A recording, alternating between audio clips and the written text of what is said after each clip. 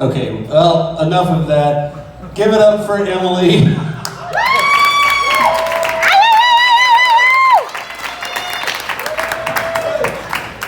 I think she oversold it. I think I'm funny. I'm not very funny, but I'm funny. How's everybody doing? Big round of applause. You guys are a lot more lively than my last crowd. I asked everybody, how you doing? How's everybody doing? Round of applause. Crickets. No, thank you. I'm glad you're still doing good. Good. Is that because of the cold? No, so like it was just silence. Dead silence.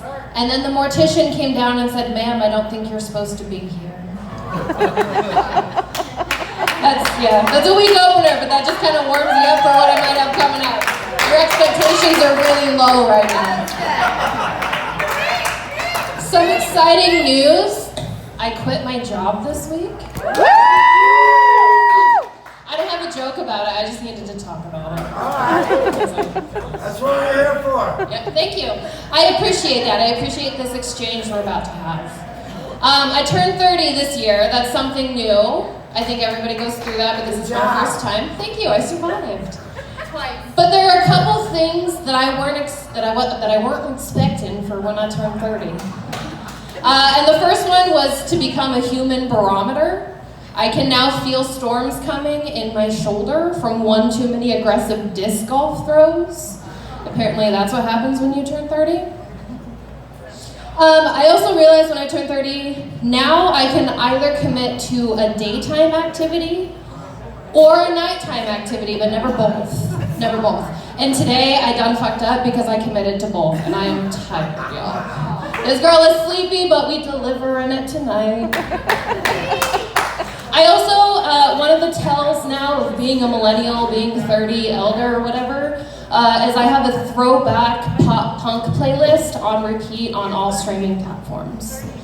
Because I am not okay and it was never a phase.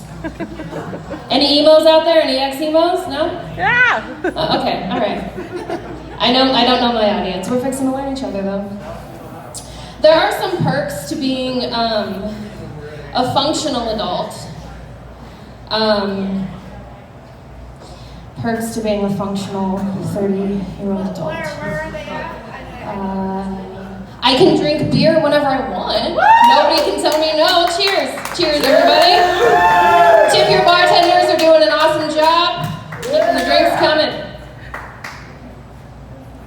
No, I guess it's kind of cool that I can serve on boards and volunteer and like give back to my community and stuff. That's kind of a fun perk of being an adult. I still don't like scheduling my own doctor's appointments though, and it's mostly just because I have an anxiety of being on the phone. Before I leave voicemails, or if I anticipate I'm going to have to leave a voicemail, I write a script and practice it because I have phone anxiety. So calling to schedule my own doctor's appointments is not my favorite part of being an adult.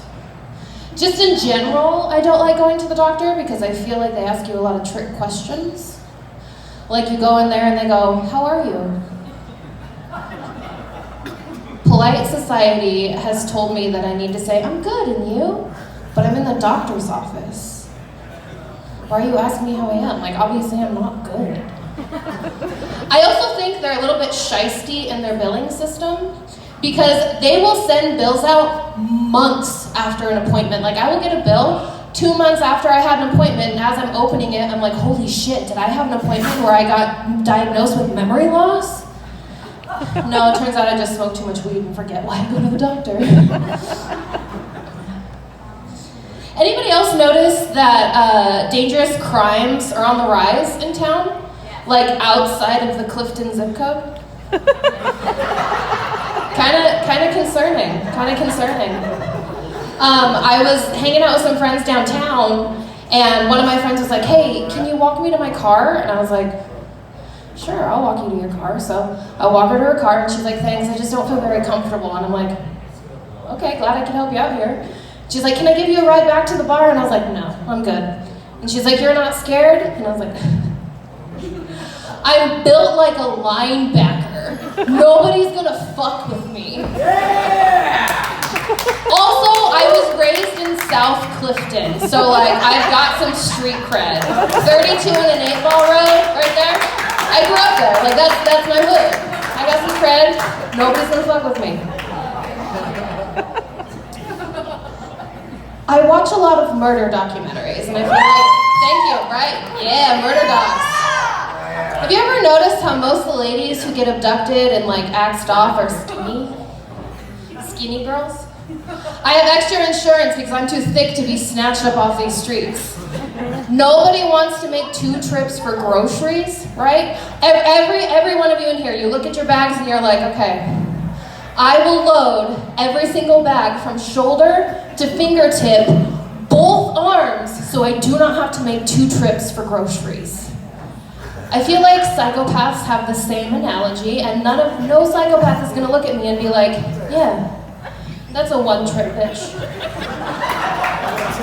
5 minimum. 5 minimum.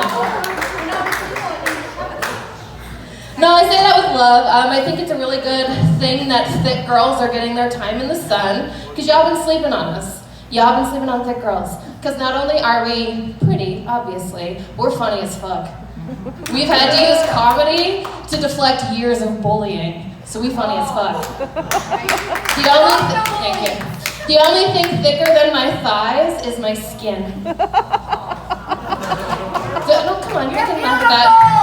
And I'm also lying because I'm a Pisces with anxiety, so all of my emotions are at surface level at all times. I cry all the time. But it's not because I'm like sad about myself, I love myself. I just made a joke about like how thick is an advantage. Thank you, I love me too, thank you. I live alone, so I have 20 houseplants, so I'm not the only living thing in my apartment. Yeah. I've been trying to train the gnats to like sew my clothes and do my dishes like Cinderella. It's not working so well. I used to have a joke about comparing myself, because you have the girls who are like, I'm a snack. I'm a snack, I'm a cute little snack just for you. And then you have the extra girls who are like, I am a 5-course meal, I am everything you will ever need. I used to compare myself to a single frozen meal. But now I have partners who treat me like a Vegas-style all-you-can-eat buffet, so I'm not really sure where to go with that one yet. Yeah. You heard me correctly, I have partners. I am in a polyamorous relationship. I'm dating a man and a woman, and we are both very happy. Thank you. I'll go ahead and answer the question that's on all your guys' minds, because it's a top 10 question for sure. How do we fuck? How do we fuck? And I'm fixing to tell you, what we do is we sit on the floor in a circle, and we stretch our legs out, and we touch feet, and we come simultaneously. It's really magical. It's magical. We fuck like normal people. There's just more to work with. Like, it always baffles me and makes me concerned for the American sex education system when people ask us that. 3 people, normal sex. We also do just normal things, like we go hiking, camping. We like to ride our bikes around. My boyfriend's bike broke recently, and his only option was a tandem bike.